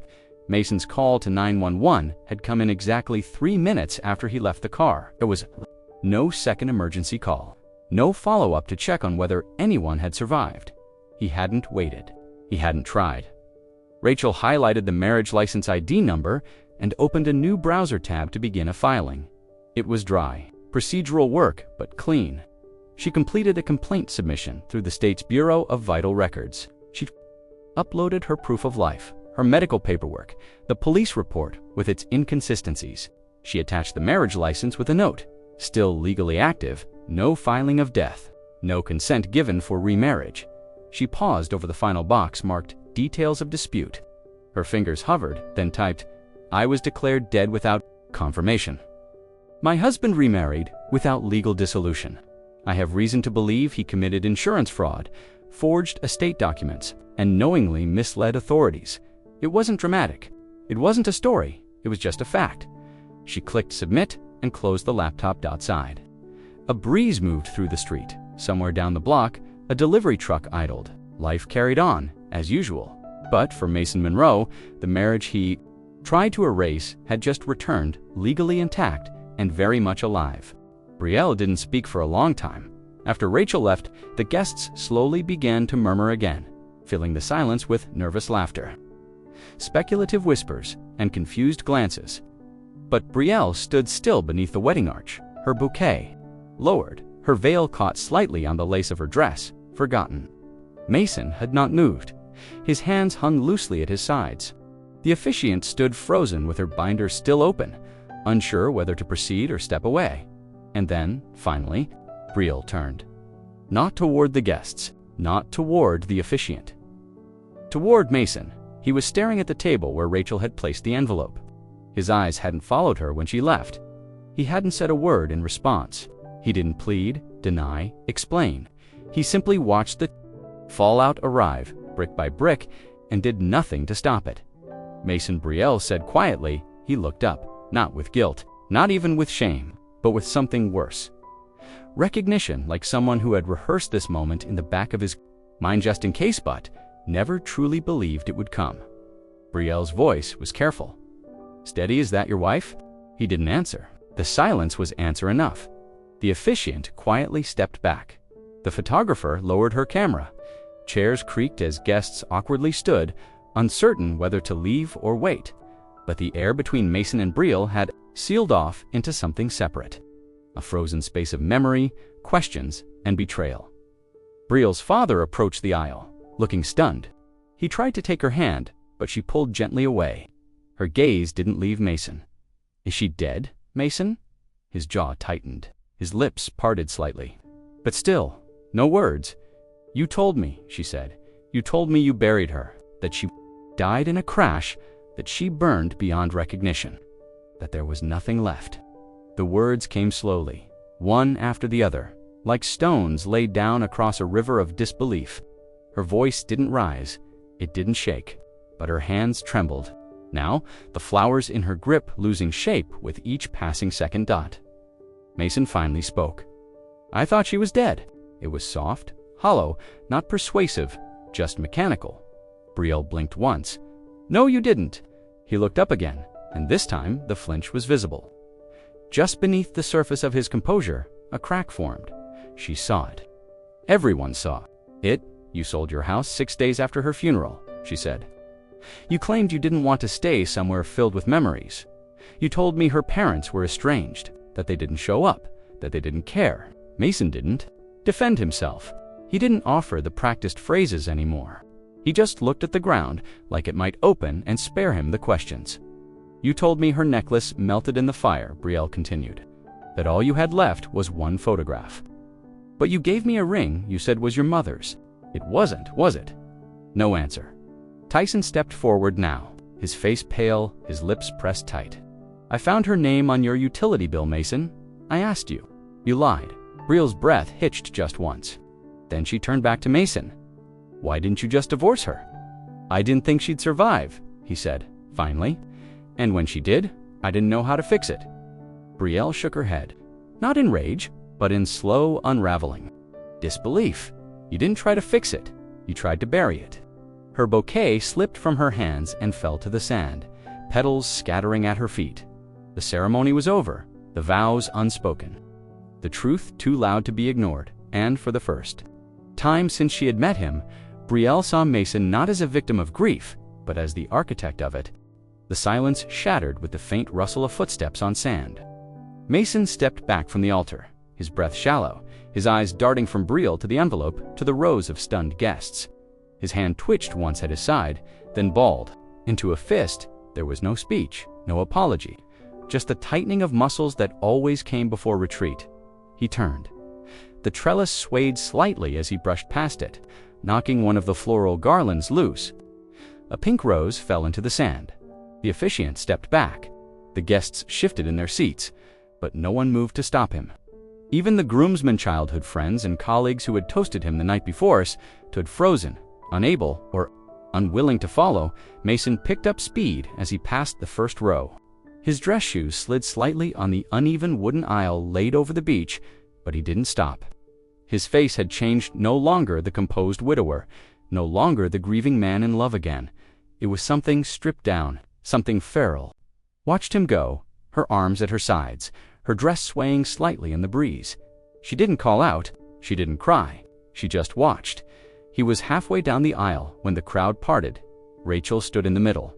She had been waiting, not at the front, not at the back, but right where he would have to pass. Mason stopped short. She didn't block him aggressively. She didn't raise her voice or throw anything or accuse him of anything further. She just stood there, her expression unreadable. The envelope she had placed on the table remained behind her, untouched. Her hands were empty now. He looked at her like a man realizing the exit had been sealed. You need to move, he muttered. She didn't flinch. You don't get to walk away from this, she said quietly. People had begun to rise from their chairs now.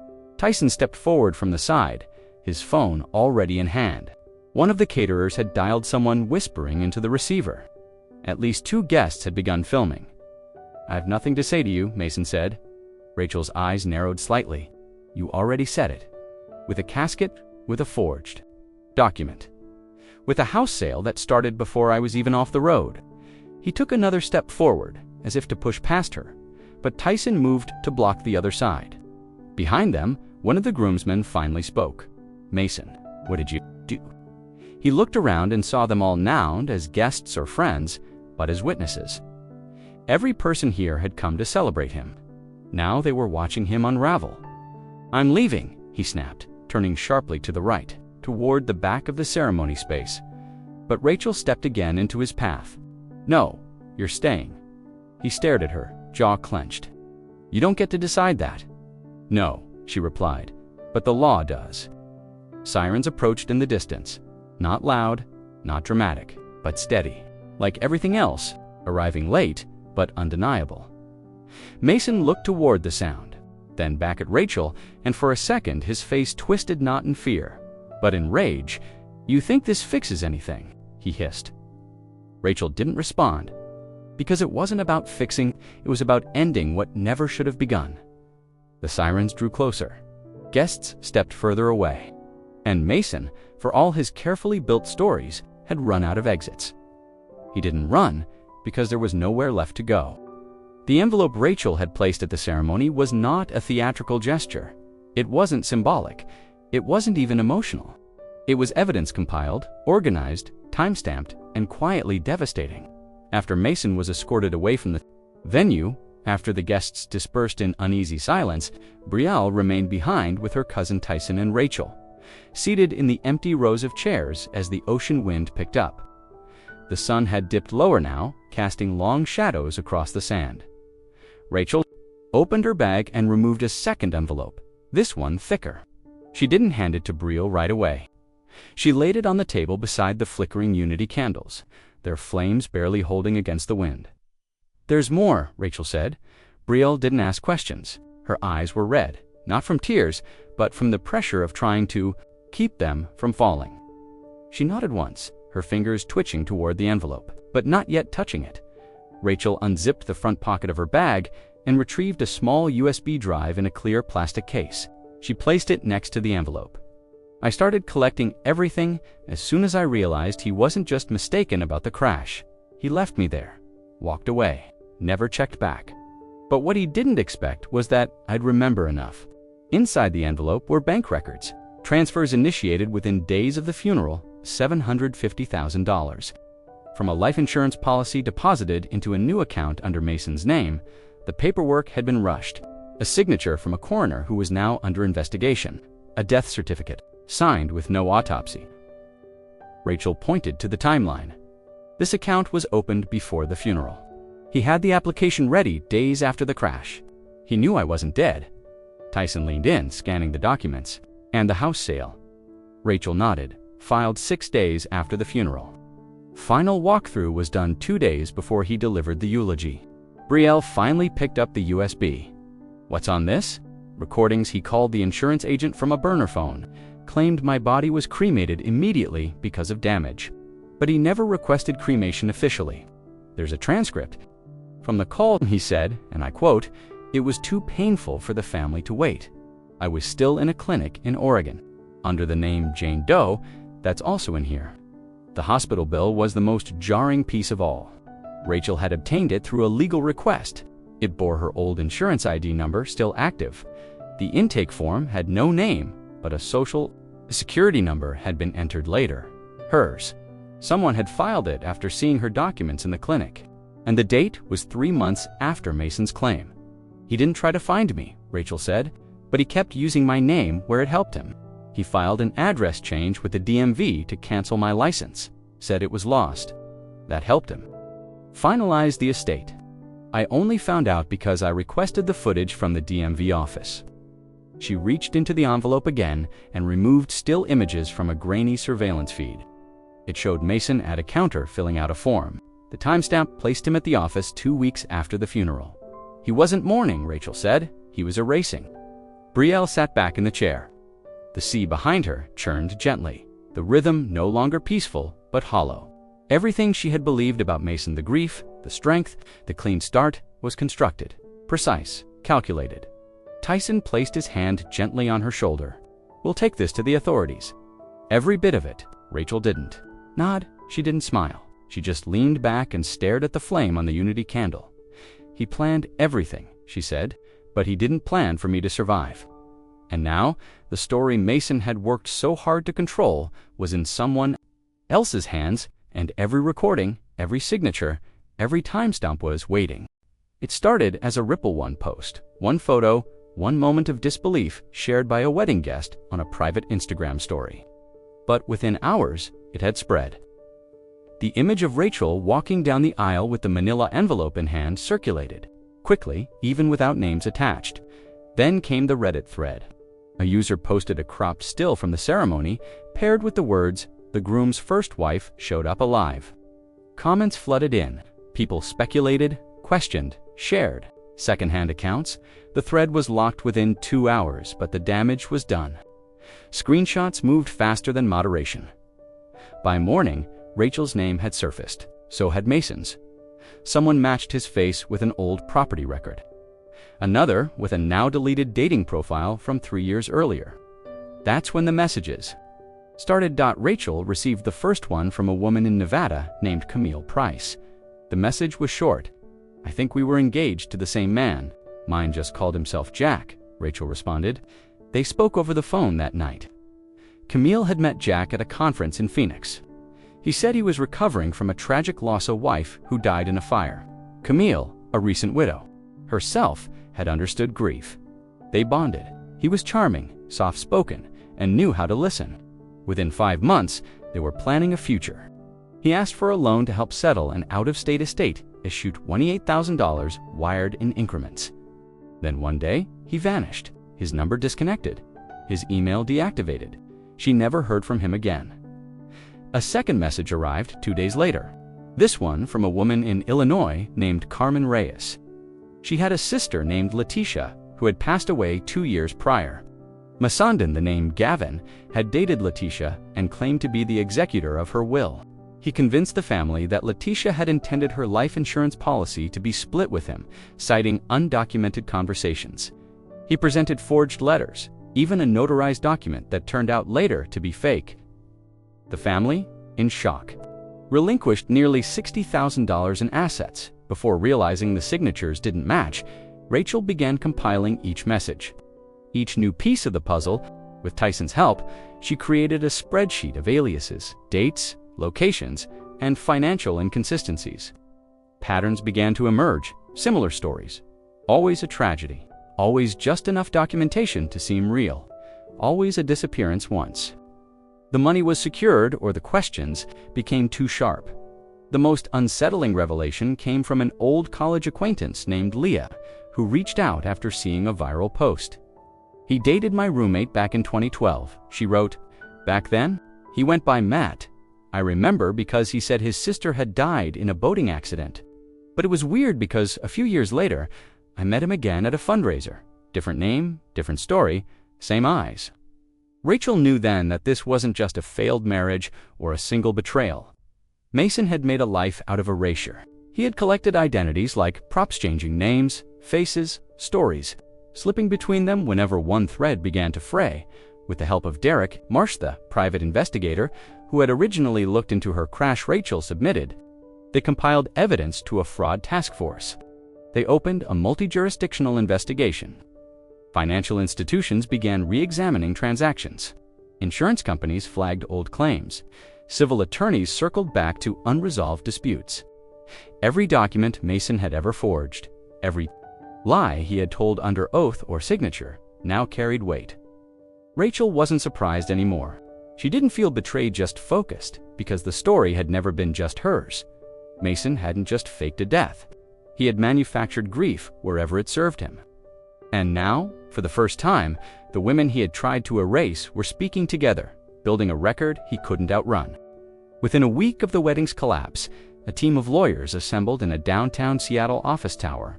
They didn't come cheap, but money wasn't an issue for Brielle's family. Her father, Gerald Townsend, wasn't just a tech CEO, was a man who had built empires from algorithms and acquisition. When his daughter sat across from him in tears, her voice flat but resolved, he knew this wasn't just a family crisis, it was a legal emergency. The Townsend legal team contacted Rachel first. They didn't ask for a statement. They asked for documents.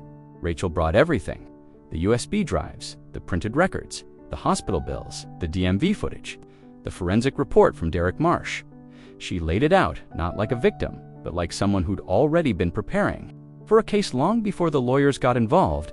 Within 48 hours, 2 civil cases were filed. The first came from Brielle herself: fraud, emotional distress, and breach of engagement under false pretenses.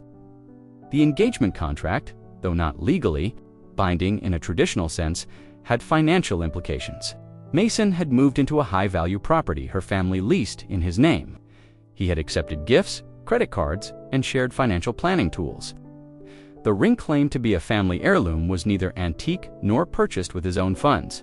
It had been acquired using a credit card opened under a false name. 6 weeks prior, the second lawsuit came from Rachel. Hers was more complex. It included insurance fraud, identity manipulation, and wrongful declaration of death. The marriage was still legally valid. Mason had filed paperwork claiming she was deceased, received a payout, and attempted to remarry while still legally bound to her. That alone opened the door for criminal liability. By the end of the week, the Washington State Attorney General's office had opened a preliminary inquiry. Mason's accounts were frozen. His assets were flagged. His movements were monitored. The news caught on by the weekend. A small article in a regional legal blog described the unfolding lawsuits, using initials at first MM and RM. But it didn't take long before full names followed. Rachel received interview requests. She declined most of them, but one she accepted. It was a local podcast hosted by a journalist named Lyle Graham. He'd covered other cases involving insurance, irregularities, and marriage fraud. The tone wasn't sensational. It was clinical, focused. Rachel sat across from him in a modest studio, headphones on, the microphone barely picking up the strain in her voice. "I didn't come back to punish him," she said. "I came back because I never had a chance to leave properly. He ended my life without asking. He made that choice for me." The episode went viral, not for the drama, but for the quiet way she explained what had happened. Listeners were struck, not by outrage, but by the cold procedural cruelty of it all. One decision, one forged document, and she vanished. Rachel had become the face of something larger. Not just a personal betrayal, but the way the system could be manipulated by someone who understood how to stay just inside the lines. Meanwhile, Mason's public defender signed after his accounts were frozen argued that it was all a misunderstanding, that he had genuinely believed Rachel was dead, that the second wedding was an emotional leap, not a legal calculation. But the facts didn't support that. Bank statements showed otherwise.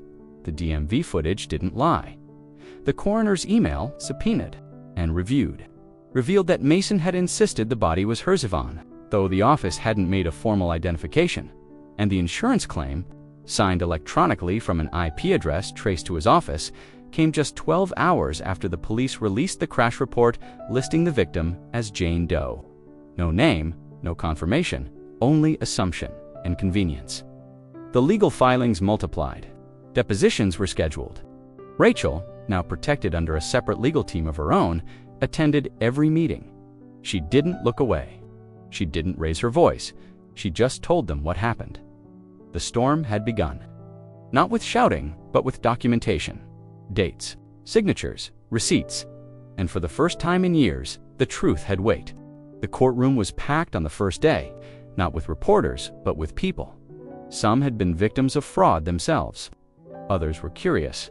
And many were simply there to watch a man once called charming and heartbroken sit in silence while the truth was spoken into public record. Mason entered through the side door, escorted by deputies. His gray suit didn't fit quite right, loose at the collar, creased at the sleeves. He didn't look at the audience. His eyes stayed fixed on the defense table, his hands folded too tightly in his lap. The prosecution opened simply. No theatrics, just a sequence of documented facts. A forged death certificate, a timeline of bank transactions, a single signature, placed on 3 different forms within the same 24-hour window. And then, they introduced the witness list. Rachel Monroe's name was first.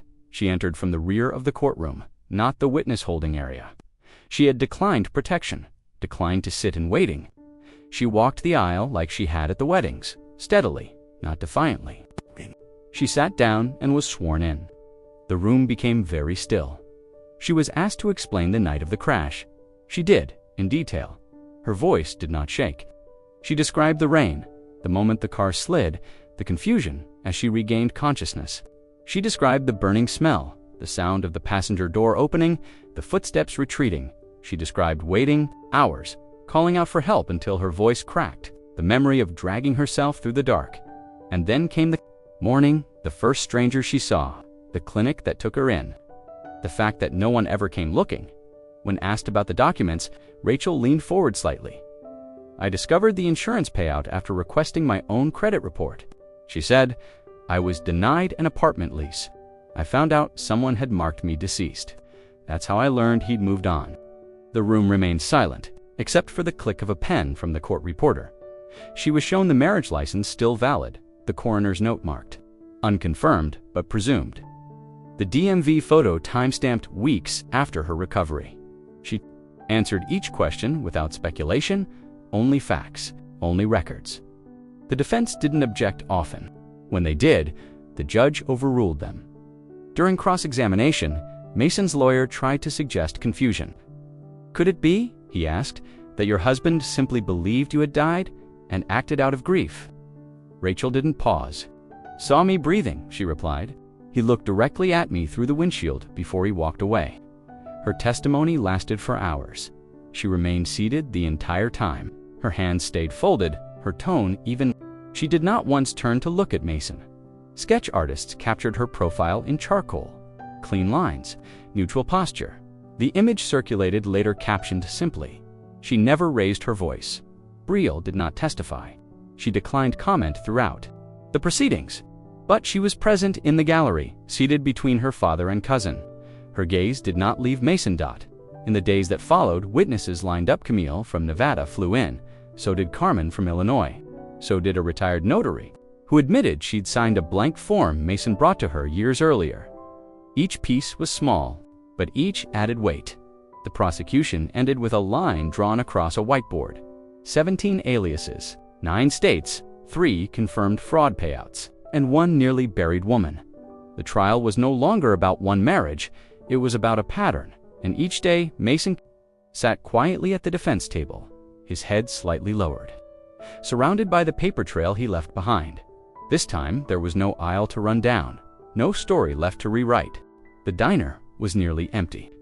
The kind of place where the coffee pot never emptied and the walls held old photos of logging crews and faded holiday menus.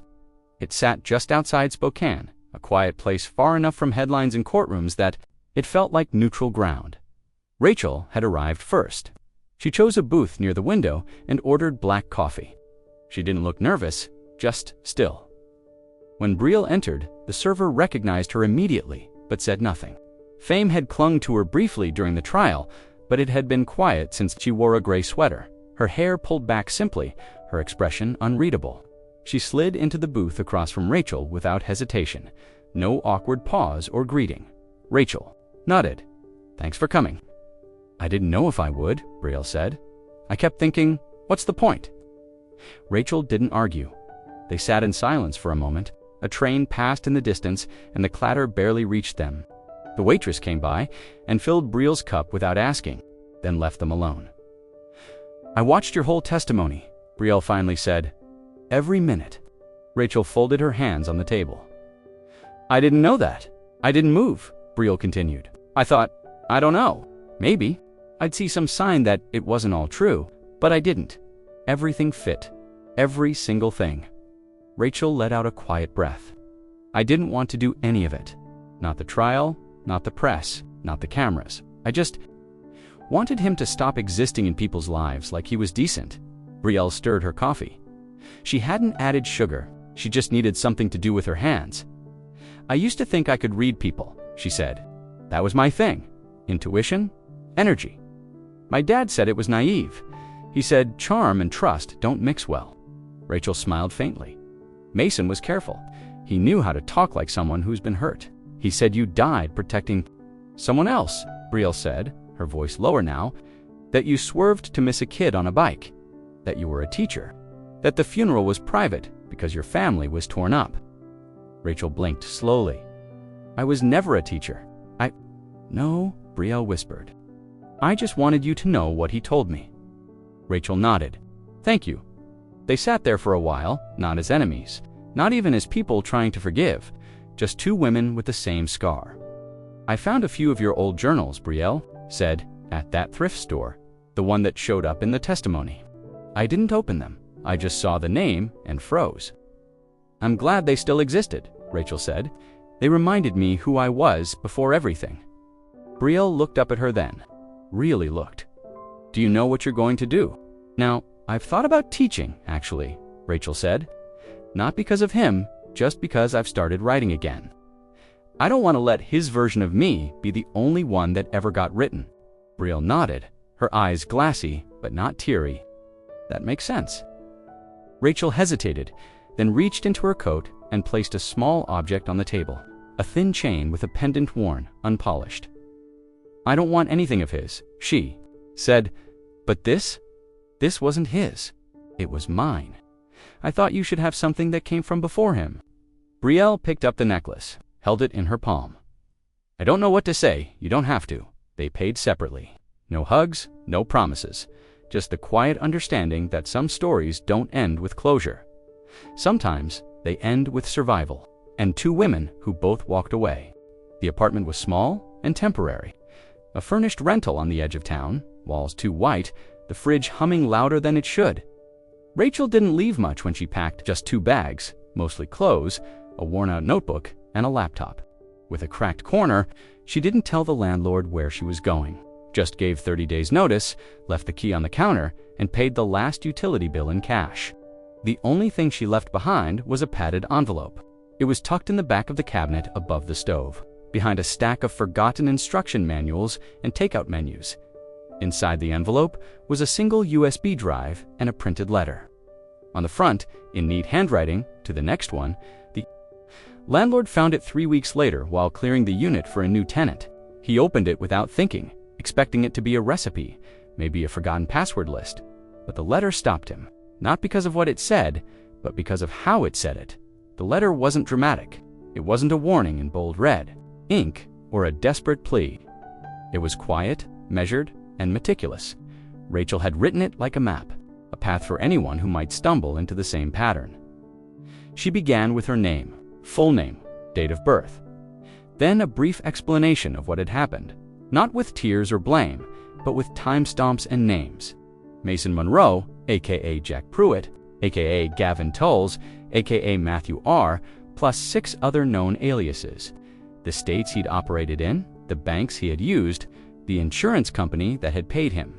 The investigator who could verify her identity, she included her own.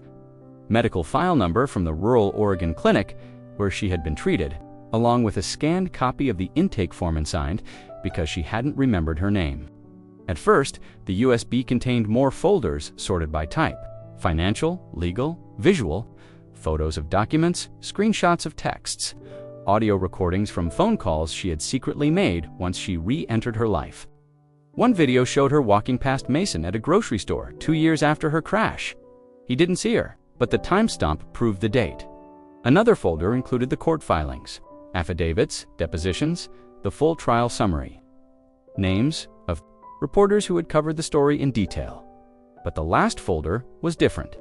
It was titled simply, "If You're Here." In it were letters, not addressed to anyone specific, but written as if Rachel was speaking to whoever found themselves in her position, someone who suspected, someone who had questions but no proof, someone who had heard too many stories that didn't line up. She wrote about the small things, how Mason had always avoided having 2 phones, how he never introduced her to his coworkers, how he'd once corrected her about a story she knew. She'd never told him, how he signed holiday cards with initials that didn't match his legal name. She described the feeling of not being believed, the way people stopped asking, the way silence could be manipulated. And she ended with one sentence: "If you feel like you're the only one who sees him clearly, save everything." The landlord didn't throw the envelope away. He took it to the local sheriff's department, who logged it into evidence. A detective from the AG's office came down to collect it. They already knew Rachel. They knew her story. But the file of the letter was something else. It was a safety net for people she would never meet. Rachel had moved again by then. No forwarding address, no active phone number, but her absence wasn't empty. She left a record behind, because some stories aren't told to be heard. They're told so no one else gets buried in silence. The episode began like any other theme music, a calm voice introducing the series. But this one felt different. The podcast was called Second Voices, hosted by investigative journalist Lyle Graham, known for his patient, unsensational interviews with people whose stories were often distorted or ignored. This episode was titled simply, "The Wife Who Never Died."